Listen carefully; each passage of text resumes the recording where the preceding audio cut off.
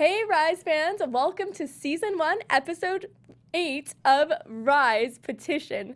Today we're going to be talking about Simon's dad's hidden motives. Are Vanessa and Coach officially over? Plus, is it time for Lou to say toodaloo to theater? Plus, we have a very special guest via Skype, Sean Grandillo. Can you guess what character he plays? Well, we'll find out very soon. Stay tuned. You're tuning into the destination for TV superfan discussion, AFTERBUZZ TV. And now, let the buzz begin. So inspirational and happy. Very different from the vibe we got from this episode. There once again was so much drama, so much going on. But today we have a lot going on. We have a special guest. We actually have Jeremy via Skype later on in just a second. Before he calls in though, I would love to introduce you to Becca, who you see every week. Hello. To my left. And we have Chae over here. Hey guys.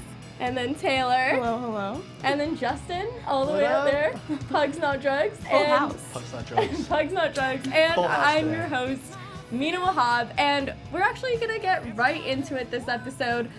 What are your overall thoughts of what happened with Petition? I'm stressed. Okay, there were a lot of fights going on, a lot of tension, and I'm glad that we started with the Journey song so we could make it a little more upbeat than the mood. I totally agree. What about you, Chae? I am totally down. I like the drama. I don't know why. I just love it all. The zest of life. But I feel like Gwen's just like letting this like drag on, and I'm kind of like over it at the same time. Yeah. I really am. I feel it. It's emotional. There's so much going on, and I mean, yeah, that upbeat song helps. It's like bring the mood up. parent-child relationships are just getting so messy and upsetting, and Like, it's resolve something. I know it. I was personally focusing more on the positive aspects of the episode, like Robby and Gordy and Robby being Q1 and just coming to his potential. But I could see where the drama is pretty exciting for a lot of people. Yeah. So There's definitely overall, I thought stressful. it was a really, really good episode. Definitely. I mean, tensions are high, as always, and now things are kind of falling apart, kind of falling together, depending on how you look at it. Yeah. Spring Awakening in Both. full swing, and the new video, the scandalous video that Oh, we foresaw coming at the end of last week's episode because of the teaser trailer they had. Promo. Yeah. Yeah, Promo, no, it's good. What gosh. did you think of that promo, though? Is that how you would want something to be advertised? Is it as long as the tickets sell, it's fine?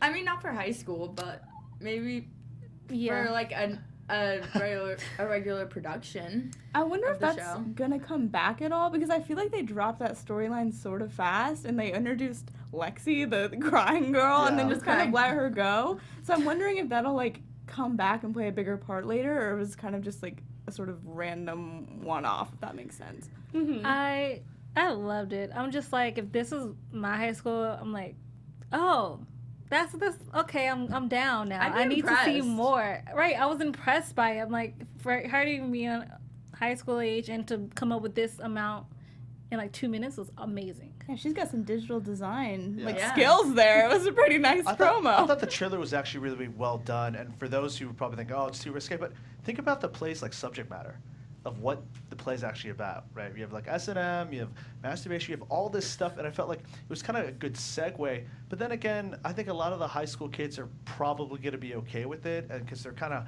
already into that kind of stuff. I think it's more or less the parents, right? It's a small town feel, and the parents are like, oh, we don't want our town to be associated with this.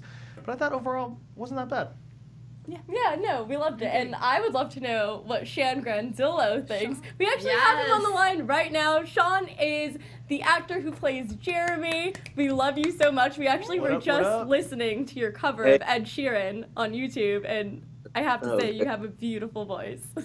Thank you. I appreciate that. Thanks. Did you ever... Don't dive too deep on YouTube, though. We won't, yeah. Too late. We won't That go just makes into me the want dark to dive abyss. deep. Yeah, too late. Okay. Did you get a chance to see the episode, or have you just have you been reading the scripts and keeping along with that? I did. I got to see it just now live with all of you guys. I didn't get to see it. Or I guess I watched the East Coast broadcast, so yours is still going on. Oh, awesome! Yeah. Awesome. Yeah.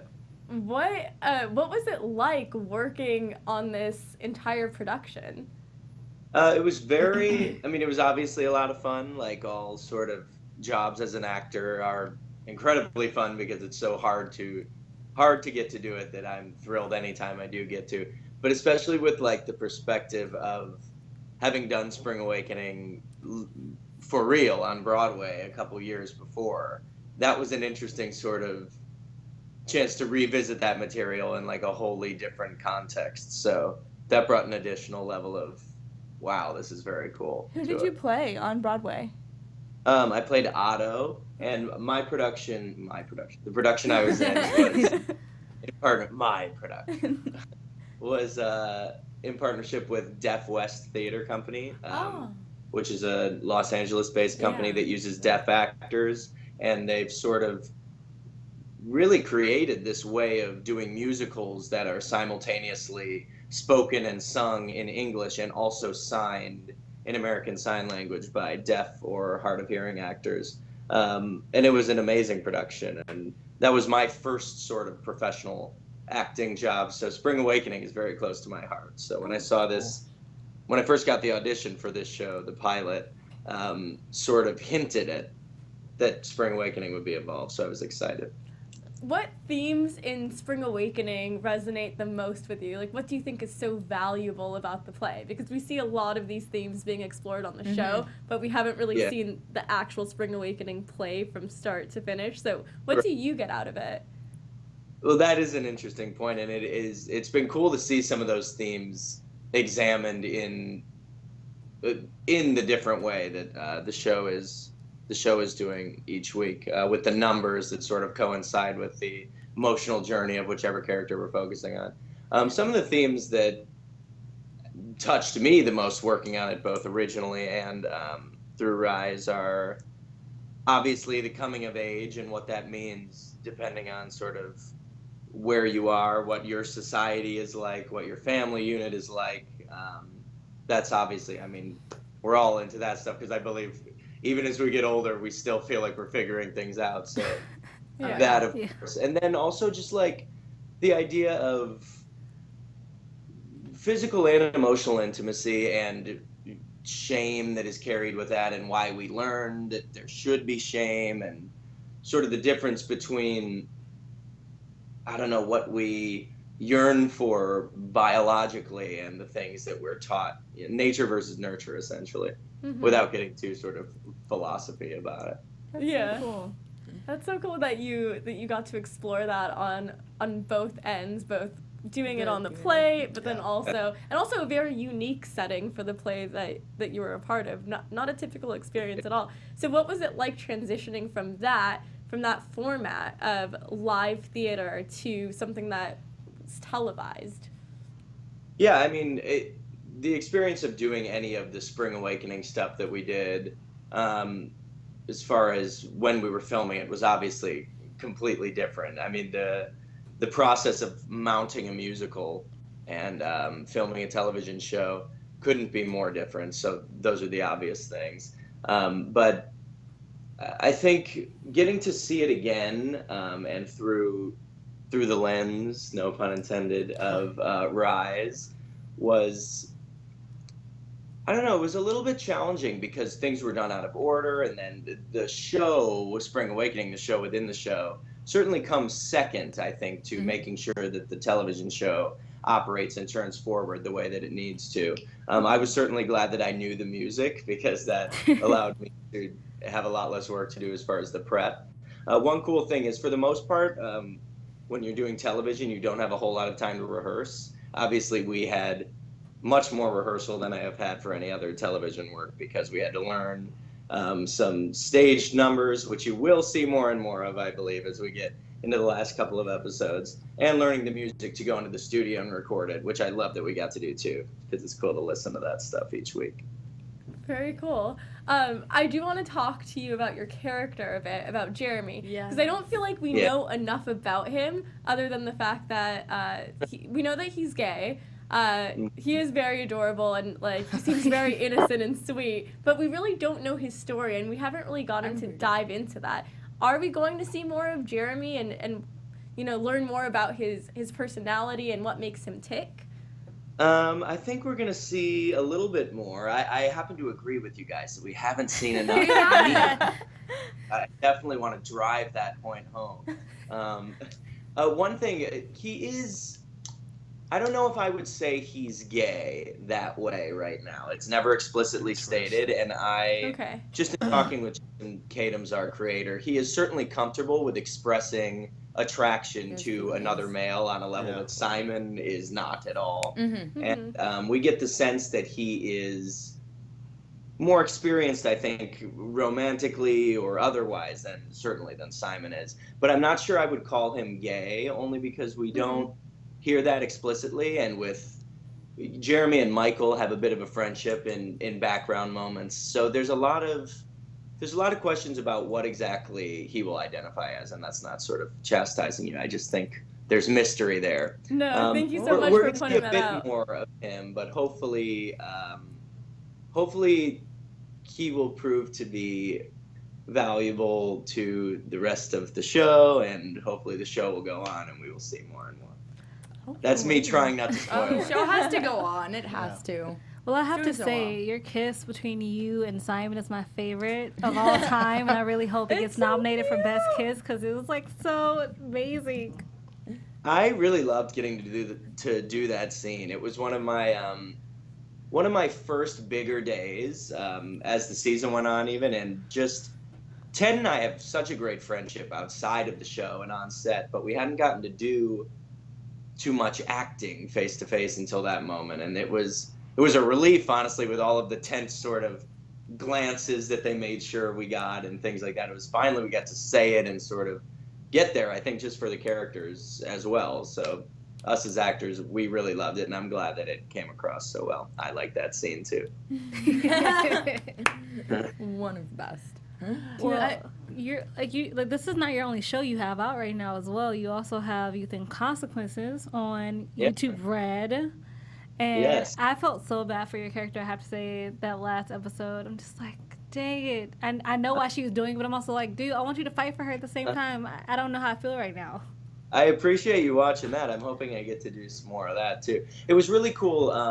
That filming was bumped up right against when Rise was starting, and both productions were very sort of accommodating to me. That Youth and Consequences shot in Utah outside of Salt Lake City, so I do a little bit of jaunting back and forth from New York to there, but obviously that's sort of, again, the dream. So it was really a great year, and I'm thrilled to watch Rise come out every week. And thank you for watching Youth and Consequences, by the way. No, my pleasure. It's like, the writing is just amazing. Like, I want more information after I saw the last episode. Like, you can't just end me like this. I need a season 2. I need to figure out if she's going to come back for her life, basically, right now. It's season 2 of multiple things, so hopefully we will hear of Rise. Season 2 of Rise. Hashtag renew Rise. That is also true. Let's renew both his shows. That way he gets to jaunt back and forth to New York and Utah again. On the whole spectrum. Happily. What do you hope audiences will take away from watching Jeremy's character play out on screen? I mean, I hope that they will take away how valuable it can be to be a friend to someone who may be struggling with their identity, if you feel a little bit more secure in yours. There's a really beautiful thing that has started to happen, and we will see it happen more and more, where Jeremy, although he's frustrated with Simon, I think he is starting to understand that maybe Simon's not jerking me around because he wants to, but because he's going through his own sort of struggle. That, and I also just hope that, like, it continues to show, gay relationships on screen, on network television. It's so amazing that in my lifetime it has gone from non-existent to now I'm a part of it, and I feel the importance of that, and I don't know. It's nice to be a part of that, and I hope we see more and more representation of all kinds. I love that answer. 100%, definitely. And we see that with Simon's dad as well, and with the wife, and how she's kind of basically like asking him, you know, what's that? I think those actors are wonderful who play Simon's parents. Yeah, no, I totally agree. There's like a lot going on there. Like you first start watching Rise and you feel like it's kind of like this very like black and white family where things are a certain way. And then you keep watching and you realize that things are a little bit more nuanced than that, and you know, it's not everything is black and white, and the mom is empathetic to her son's struggles, and she sees that, and she senses that there's something going on with her husband as well from his lack of affection, and she's basically questioning his sexuality. What do you all think is going on there? I have no clue. I've really enjoyed that storyline as well, though, because it's amazing to see how the struggle, even between them, in supporting him or not supporting him, but of course the father believes he's supporting him. It's interesting to see how different our ideas of what is right can be. So I've really enjoyed watching it. Their storyline has been so interesting too, because I feel like at the beginning of the show, like at the pilot, they almost seemed like this perfect family almost, like having dinner and everything's very structured and like clean cut, and it's kind of started to unravel, and we're seeing the cracks in the parents' relationships and the conflict, all the flaws, and I've really liked that kind of progression. Like nothing is ever as simple as it seems. It's just interesting because we actually talked about this in the previous episodes where we kind of had a prediction about this. I think a user said that Simon's dad is possibly gay, which we haven't seen, but based off the conversation tonight, you just basically, like, there's just kind of like an inner struggle / like torment that I see with his dad, whether it's denial or just doesn't want his son to do this. But I really, really like the fact that the mom stuck up for Simon, you know, as she should. And the fact that, like, you don't speak for me, you know, and all this stuff. And how, like, the dad just kind of just brushed the conversation's over. Conversation's closed. Let's not talk about it anymore. Definitely denial. You know, and I'm like, definitely strong denial right there. So we just have to see what happens, you know, at the later episodes of the season. What I loved is how she said, "What you're hiding behind religion and morality and your supposed beliefs." I respect her so much for calling that, because so many people with strong religion beliefs try to use that as a shield from what either they're dealing with or to push against something they don't like. And I so respect her for calling it out and bringing the importance of it up. Like, you're hiding, and that's not okay. It's not okay for you to say you're doing this for your son when you're not. You're doing it for you. Right. Yeah. That was very protect himself. Very powerful, and I wasn't expecting things to escalate that quickly in this episode. I thought it would take way longer than that for things to come to the forefront. So definitely it's surprising. Cool. I think maybe he doesn't realize that he's not helping his son quite yet, even though, like, Simon has basically said that like he's in denial about that as well. Right, like he's in the wrong, but he doesn't see it that way. Like, he genuinely believes what he's doing is right, and that's what I think makes a character more complicated and, like, more interesting. He's not just some, like, villain with, like, you know, a mustache or whatever. He's like, he's truly, but like, thinks. It's just kind of interesting the fact that he even, you know, strong-armed Lou. You know, he went to the school and was, I'm going to do everything in my power to, like, try to stop you, and then Lou's just like, okay. It's like, great to me. Okay, you know, great. You know, everything in your power. It's like, oh, the video's down. It's like, I'm not here about the video. You know, I'm like, he's like overcompensating. You know, he definitely needs to find other more useful tactics of negotiation, and I think he could really learn that from Maria Menounos, because she has a lot of great tips on how to be successful and, like, more effective in communication. Exactly. So if you guys want to have fun, learn, and grow in all areas of your life, for those of you who do, have we got the podcast for you. Conversations with Maria Menounos, Podcast Edition, is hosted by our very own AFTERBUZZ TV founder and drops every Friday on iTunes. Conversations with Maria Menounos features celebrity and influencer interviews, along with secrets and tips on how to be better in all aspects of life. From health and wellness to career, relationships, finances, and more, let our Maria be the big sister you've always wanted. Just go to iTunes and subscribe to Conversations with Maria Menounos for free. Be sure to rate and comment, and when you do, let Maria know that it was the Rise After panel that sent you there. Conversations with Maria Menounos, Podcast Edition, check it out. Yes. Check it out. It's honestly amazing. I always learn something random. A couple weeks ago, I learned about something called forest bathing, which I never even knew was a thing. And I'm not even going to explain what it is. You have to go to the podcast. Go to the podcast. Figure out what forest bathing is. Yeah, you have to. Yeah, you just have to look it up now. I want to shout out somebody in the chat because they actually had a great point. Okay. So Aaliyah Jordan said, also sad that these parents think that the play is so terrible when most teenagers have sex and experiences everything that goes on in the play, but that's also in the sense of what everything we experience. Some parents, I won't say all, just more like some parents just feel if we don't, if we don't let our child experience that, maybe they won't get hurt. Maybe, maybe if they don't have sex now, they won't make the same mistakes I made, or if I waited longer after I got out of high school.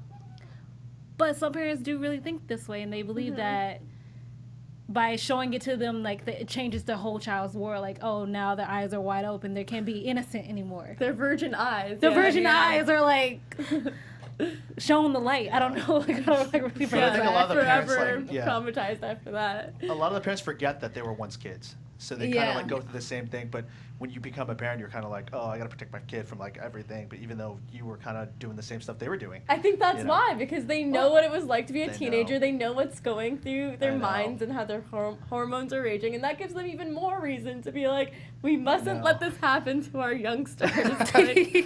Yeah, that's what it's like. And I feel like we kind of see that with Vanessa and Coach a little bit, kind of like, well, I don't want like my kids to think I'm a bad influence, and both of them are kind of feeling that, but they both have different ways of viewing their relationship. We see that Vanessa wants to make it work, and Coach is kind of like, my daughter comes first, and he doesn't really want to give it a shot. Do you guys think that Vanessa and Coach are officially over?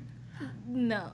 I feel like they're over for as of now, maybe even until like the end of the season, but are they over? No. Well, I mean, think about it, right? In the end, you see Vanessa driving. She had a huge fight with her daughter. But where is she driving to? Yeah. You don't know. She could have been driving to the motel to meet the coach. That's what I was thinking. Right? Yeah. You got to find out, like, later in the season. But then again, it's like, it's never really over. It's set. You say it's over, but you can't help how you feel. Feelings, they kind of get away. But then again, I got to give my hat off to the coach for saying my daughter comes first. Because sometimes, a lot of people, they wouldn't do that. It's like, it's about me, not my daughter. Even though her peanut's not really her peanut anymore. She doesn't want to be the dad's peanut anymore. Sean, wow. Sean, do you think that Vanessa and Coach are officially over? We want to hear from you. I mean, how much do you know? It's really hard for me to buy it at this point, just because we've heard this before and it didn't work out so well. Also, she's still working at the motel and he's still staying there, so just proximity. We'll see. Yeah, what if she goes to Coach's actual house? For what? The doctor's daughter? Talk to the wife and be like, hey. Like, they should pump the brakes, I think. Yeah. I think for now. Yeah. I feel like they both have points in the sense, okay, I understand where you're coming from as the coach, but I'm like, I also understand where she's coming from. Like, we have something, and I understand you're going through a divorce, but that doesn't mean we should also kind of ignore our chemistry and what we have at the same time. But it's wrong. Yeah. Yes. Like I said last week, it's still wrong because he's still married until those divorce papers are signed. You should wait. But that's what I mean. I just think they need some time at least. That's what I would do, because hopefully then you can bring the families around a bit, and because I do believe it is more than a sordid affair, but you got to give it a respectable time, and at least let the divorce finalize. Yeah. I don't know. I totally agree with you, Sean. Just because I think it's hard because it's not just them two, right? They have kids, which complicate it even more, because now you're not just thinking about yourself and your own feelings. You got to take into consideration both of your daughters go to the same school, everybody knows the situation, and it's going to make it even more awkward for the daughters when everybody's talking about this. That's what frustrated me so much this episode, though, because, like, there are other people involved, and I love Vanessa. Like, I love her most of the time. But she's frustrating me so much here. Like, she basically just, like, left her daughter overnight. That was not responsible parenting. No, and I get it. Like, the fight was bad, and Lilet said things that she shouldn't have said, obviously. No, she should have said those things. I totally support what Lilet said. I'm sorry. it needed to be said. Yeah, Did you but I mean, support she her said mom it when in she her said, "Screw things. you"? She said true things, but she could have said it in like a nicer way. Like it was bad. Like she was pretty How can you disrespectful. nice but say, I am Yeah. sorry. Here's the thing. I'm so sorry, darling. well, I am she not could, your... like, well, I don't know. She was like just the tone of like how she said it was I mean, pretty. she's pissed. Yeah, and I agree with her, and I do like I think that they both definitely had points, but you just can't just leave She could her. have easily kicked Lilet out of her house for how she was talking to her mother, and she didn't. She decided to leave, Yeah, and which I thought was Lilet weird. stayed, which is so like opposite from the way I grew up. It's like Yeah. if you don't Yeah. like this, if you're gonna talk to me like that, Immigrant you parenting- leave. immigrant parenting yeah. is different. Yeah, so different, so different. But I feel before like- an argument, Lilet pays rent too. So That's so true. So- She's the breadwinner right now. she pays some rent too. So in that case, that's an argument we could really have. at That's this a good point. I feel like they've had the conversation before, which is like why Lilet got so stern, like serious, and yelled at her, because they've had it like probably 1,000 times even before the show started. If you Yeah, think that's a about really it. good I point. just think it's interesting because after the fight, you see Lilet like kind of pull back. Like, oh, I'm sorry. Like, no, don't go. Like, where? You know, it kind of seems like she didn't really stand by what she meant because now the aftermath of the consequences, she's like, oh, I really regretted what I said. My mom's not here anymore. Where most times, like, you know, when you get in an argument, it's like that's, you know, like that stand by my point. This is how it is. So just kind of interesting of how like her mom didn't back down. Her mom was just like, okay, I'm out of here. Well, Lilet's just kind of like, wait, what happened? Like, no, I come back. Like, are you not coming back? You know? You know, So- you guys mentioned how it becomes more complicated when kids are involved, and I totally agree. And that's why I think Sasha's life has become more complicated because she has a little one in the mix now, and she is how many? Was it 9? 9 weeks pregnant? 9 Yeah, months. not 9 months. Not 9 months. Nine Enough to get a sonogram. So. 9 weeks pregnant. She sees the baby's heartbeat. She gets the ultrasound. I mean, what's happening? Like, I felt like a total switch. It was so kind of sad to have her say like you see the contrast between Sasha and Michael and how Michael has a family that really cares for him, and despite him being trans, they came together, they supported him, they gave him love, and that's doesn't always happen when you drop something that's not that universally recognized by people who are more traditional. So he has like this beautiful family that supports him. Sasha has a more dysfunctional relationship with the people in her life, and she wants to feel that Loved. sense of love and family. So what's going on here? What's going to happen? I think the good thing is she is building up her support system Yeah. now because now Yes. she has Michael back. And Tracy's like, Tracy. listen, we're not listening to the rules. Like, I'll be here to support you. So I'm glad that she's getting more people in her corner and, like, building that sense of community for herself, even if it's not, like, blood related. Mm-hmm. Yeah, she shouldn't have to go through this all because Because whatever she Hard. decides is going to be hard on her. Yeah. It's like there's She's no in high school. there's no easy decision at all. I mean, do any of you have advice or wisdom to impart onto her the way Tracy did? Listen to Maria. Just listen to Maria Menounos. Listen. That's the only advice. I would just Fair. say, seriously, you're going to really have to decide what's best for you as well as what's best for the baby. Yeah. Because at the end of the day, whatever decision you make, you're going to have to live with it. And you have to decide what's the best way for you to live with your decision. That's all I can say. Does it come from an emotional place or a logical place when you make that decision? It has to come. I mean, either way, it's going to be It emotional. probably, I can't, It like. probably has to be both. I'm kind of curious, Sean. What would your character Jeremy say? Or think?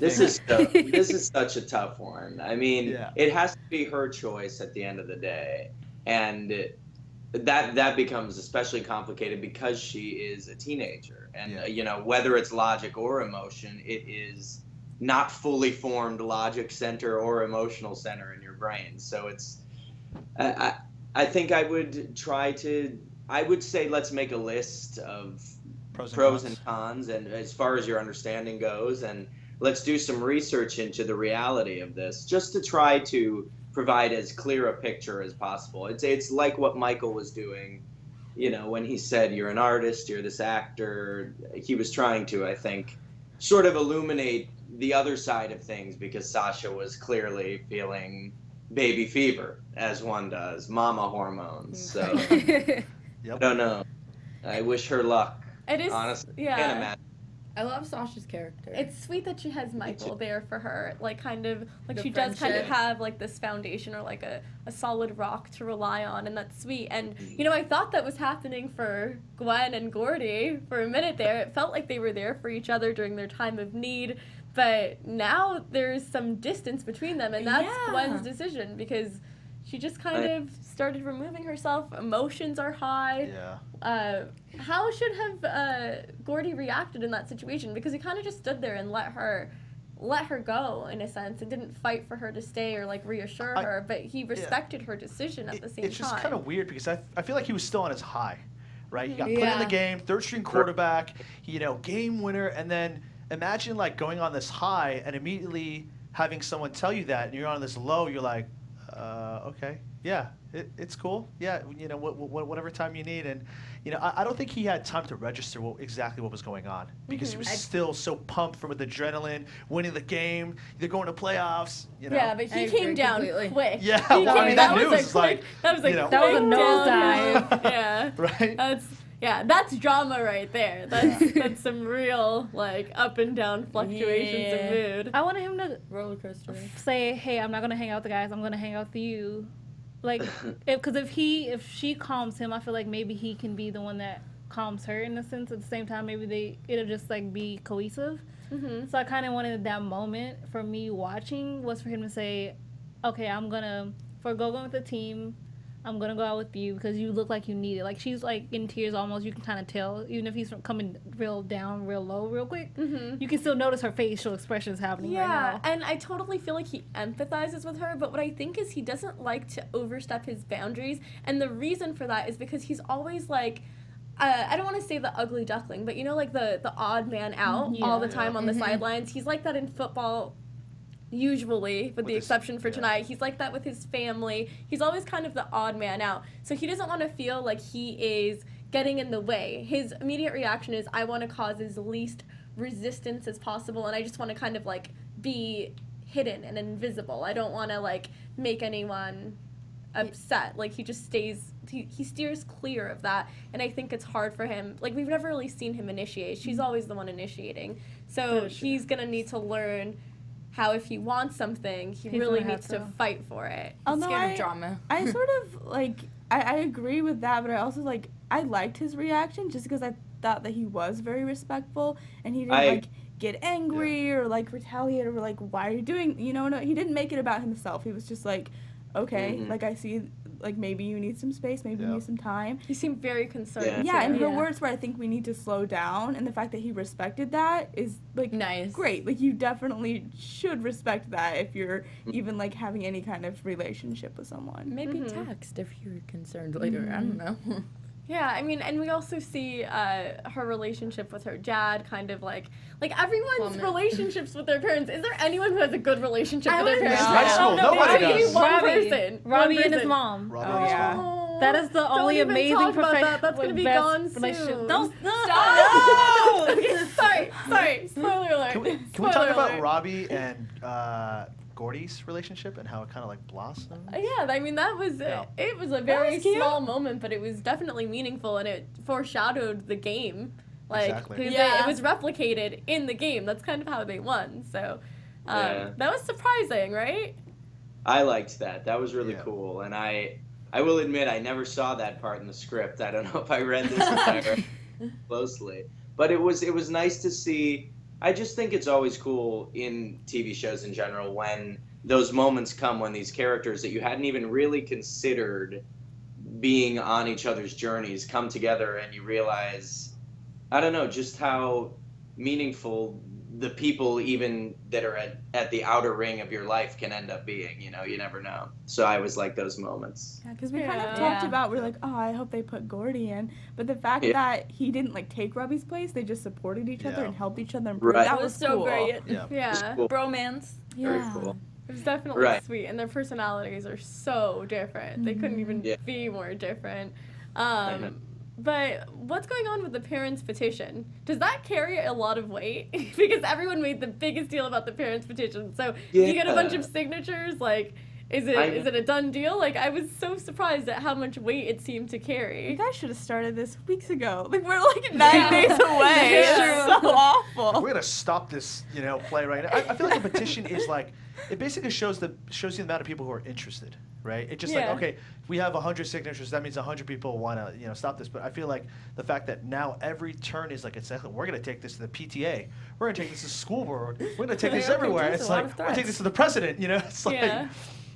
So I don't know. I think it's like they're having it, but I think it's more like bark than bite.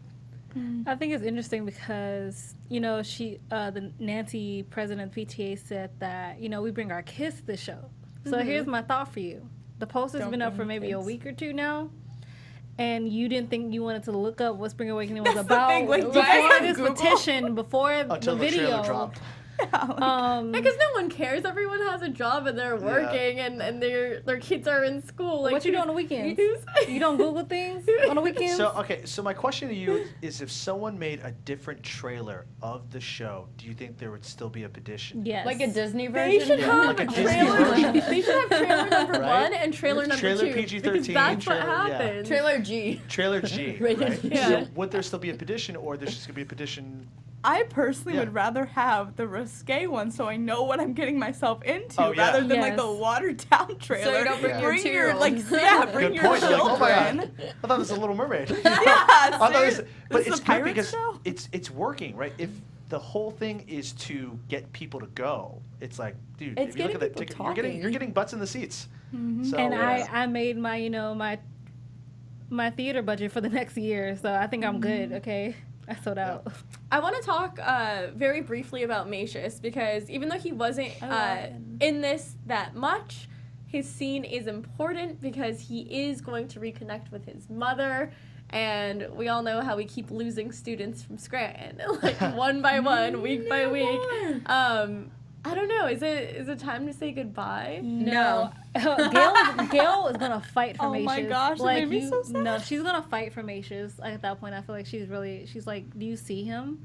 Like, she like, his mother wants him back, but you can also tell she doesn't want his mother to want him back. She loves having Macius in her house. Like, I don't know. But when you love something, you let it go. or you hold on or tight. you hold on and you never let it taste the light of day. There's got to be some drama with that coming up, with like his mother coming back in the picture. Ultimately, it's going to be like Macius's decision, but he's either going to teeter-totter, like back and forth between his real mom. And so, I mean, it's going to be pretty interesting to see for the rest of the season. I feel like Sean is hiding the truth, and he knows what's going to knows. happen. Sean, he's hiding. Honestly, it's weird to sort of try to poker face things. And I know some things and I don't know some things, but that's definitely an aspect of what I'm experiencing right now. Like, well, we're gonna see how good your poker face is as we talk about predictions right now. Okay. Let's do it. Yeah, we're getting into predictions right now, and my main question is it time for Lou to say toodaloo? Is it? You love it. Is Tracy taking over the theater department? Is she gonna just come in and be like, she's gonna come and claim what's rightfully hers from the very beginning? What's gonna happen? I think that she's gonna toy with the idea, but I don't think she's actually gonna betray Lou like that. Yeah. Or She's I really think loyal. that Lou's gonna find out and be like super angry that she didn't tell him. Is it really a betrayal though when he took it from her? Exactly. That's a good point. Technically, he didn't try to take it from her. The principal gave it to him because he didn't want Tracy to have it. So that's a whole different other situation and conversation. I If think Lou's a good friend though, he'll be like, I you know. should have. And he this hooked her job." up with Andy Cranepool. Come on, give him some points for Exactly. this. Yeah. Was that from a good place though, or was that from his I wife's think it was. doing? I think it was. I think it was a very luminous. Comes from a very luminous place. I like that. I feel like a lot of stuff's gonna happen before opening night, and whatever happens with Lou, I think the students will rise to the occasion, Okay. whatever that may be. I really appreciate you right now. Right. I appreciate you on Rise so many on levels. all Definitely. occasions. On so many louvels. Wow. I believe Tracy, like, I agree with Tay, she's gonna toy with it. Maybe she'll admit to Lou that, hey, this is kind of brought to me, but maybe we can like play both sides of the situation. Like, I'm gonna, kind of take it from you, quote unquote, so we can trick the principal until opening night, and then it doesn't matter anymore because the show's going to be open and can't nobody stop it. Right. So I feel like hopefully it's going to be that. That's what I'm hoping for because I feel like she's too loyal. And there's only, 3 days left for this show to happen. Is she gonna take the baby? Is Tracy going to adopt? I hope so. Sasha's baby. If Sasha ends up having the baby, I think so. I think she will, because especially because we learned something about Tracy this episode that she did have a baby when she was Sasha's age, and So she did end up giving it up for adoption. So maybe that also Sasha decides to keep it, and she'll give it to Tracy, and that can be her own redemption. For what if having a baby. what if her daughter that she hasn't met yet is actually a student in Scranton? Whoa. That's what I was thinking. So Like, what if it all comes full circle? Exactly. It all comes. She's I'm like, who Sasha. looks like Sasha her, goes, Mom, right? is that you? Yeah. Well, I was just thinking maybe her daughter that she had actually just comes and tries to find her. Yeah. Maybe. Maybe she doesn't go to Scranton, but maybe she does come to Stanton, but she comes to find her. I love it. There's nothing more that I love than people getting reunited, and I'm so sad that we're gonna have to leave soon because I want us all to reunite again. I want Sean to come back on again because you have been amazing. I really want to see what happens with Jeremy. Jaimin. I'm so excited. You know? Jaimin, that's your ship name. Yeah. You guys, I just want to let you know that you can subscribe to YouTube, YouTube AfterBuzz Dramas. You can follow AfterBuzz TV on Instagram and Twitter at AfterBuzz TV. And please let us know in the comments section what you thought of this week's episode, what you want us to cover in the future, because we actually take your comments super seriously. And it's kind of like how we make the show better. We love feedback. Just let us know all of your thoughts below. And before we leave... Hey, Jeremy, thank you so much for coming on the show. Yes. We're starting to We're wrap now. thrilled to be here. Thanks for having Is me. there anything else you'd like to promote as we wrap out? Where can we find you? At Sean Grandillo on Twitter and Instagram, if you would like, and you'll see my inane stuff on there. So keep And watching Rise. What other projects? What other projects do you have coming out that you want us to look out for? Keep an eye out for some more of my music. I do music too. Yes. Just you can search my name on Spotify or Apple Music. Some more of that, and hopefully season 2 of Rise and Youth and Consequences. Yes. Thank you so much for joining and sticking around for the whole show and giving us your opinions. We really appreciate you. Of course. Thanks for having me. Thank you so much. Come back Bye-bye. again. Where can we find you, Becca? Y'all can follow me on Twitter and Instagram at Becca B Talks TV. Hey guys, you can find me at Real Chae Jones on Twitter and Instagram, and Wednesdays at 8 for Deception. You guys can find me on Twitter at alphabet_and and on Instagram at Taylor_Gates_. And what's up? You can find your boy Jay Yang at your boy Jay Yang on Instagram, and catch me on Mondays for Into the Badlands.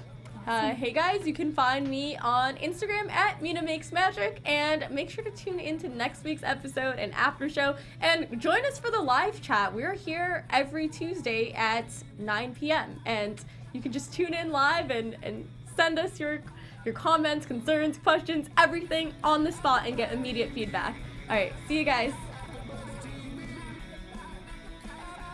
From executive producers Maria Menounos, Kevin Undergaro, Phil Svitek, and the entire AfterBuzz TV staff, we would like to thank you for listening to the AfterBuzz TV network.